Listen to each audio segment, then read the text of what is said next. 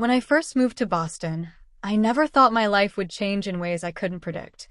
Rent in the city was brutal, and I couldn't afford to live alone.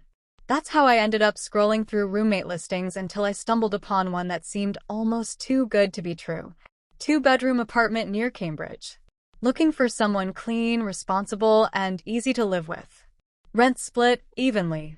The ad was posted by Ethan Hayes, a 29-year-old software engineer. We exchanged a few messages, and a week later, I moved in. Ethan was kind, respectful, and surprisingly funny for someone who worked long hours behind a computer. I told myself we were just roommates, nothing more. I had just come out of a difficult breakup, and the last thing I needed was more complications. Or so I thought. The night everything shifted started like any other.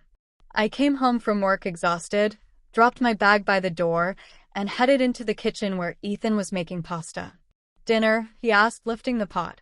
"Depends," I said with a tired smile. "Is it edible?" He smirked. "Barely."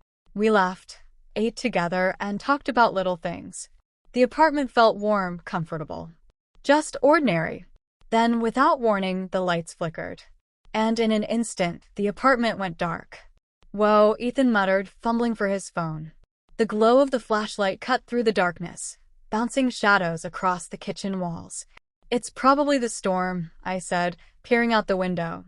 Rain pelted the glass, lightning flashing in the distance. Ethan placed the flashlight on the counter, its beam casting both of us in a dim glow. The kitchen suddenly felt much smaller, the air thicker. "Guess it's just us and the storm," he said with a soft laugh. Something about the quiet, about being trapped in the dark together, made the moment feel different. I reached for a glass in the cabinet just as Ethan leaned in to grab the flashlight. For a second, we bumped into each other, far closer than either of us expected. The air shifted. My breath caught. His hand brushed against mine in the dim light. "Sorry," I whispered, stepping back slightly. But he didn't move away. His eyes searched mine, steady and uncertain at the same time. "You don't have to be sorry." The storm raged outside, but in that moment, it felt like the real storm was in the kitchen between us. We stood there for what felt like forever, the silence stretching, only broken by thunder. Finally, I spoke. "This is weird, right? We're just roommates." Ethan's lips curved into a faint smile. "Does it feel like just roommates to you right now?" I didn't answer because the truth was clear. No, it didn't. Something about the closeness, about how safe yet vulnerable I felt in that moment, terrified me. I had promised myself I wouldn't get involved again, not after the heartbreak I'd been through. But sometimes promises fall apart in the face of something undeniable. The power stayed out for hours. Instead of retreating to our rooms, Ethan and I lit candles and stayed in the kitchen. We played cards by candlelight, laughing when he accused me of cheating. We told stories, silly childhood memories, embarrassing college moments. And then, slowly, the conversation grew deeper. "I don't usually let people in," Ethan admitted quietly. "I've been burned before. But with you, it feels different." I looked at him, the shadows softening his features. "I know what you mean. I've been scared too. But maybe we don't have to be." The words slipped out before I could stop them, but I didn't regret them. By the time the lights flickered back on, something between us had shifted. We didn't talk about it right away. We went back to our routines. But little things had changed. He made me coffee in the mornings. I started saving him leftovers from dinner. Our conversations stretched longer, our silences more comfortable. One night, while watching TV, Ethan said softly, "That blackout, it wasn't just nothing, was it?" I shook my head. No, it wasn't. It wasn't a sudden leap, but a series of small steps.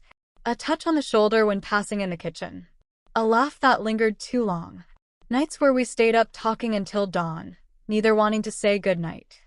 Finally, one evening, as we sat on the fire escape watching the city lights, Ethan turned to me. "I don't want to mess this up," he said. "But I think about you more than I should. And I don't want to pretend I don't anymore." I met his gaze, my heart pounding. Then maybe we shouldn't pretend. From that moment, we stopped holding back. It wasn't about rushing or throwing ourselves into something reckless. It was about trust, about building something real in the quiet moments.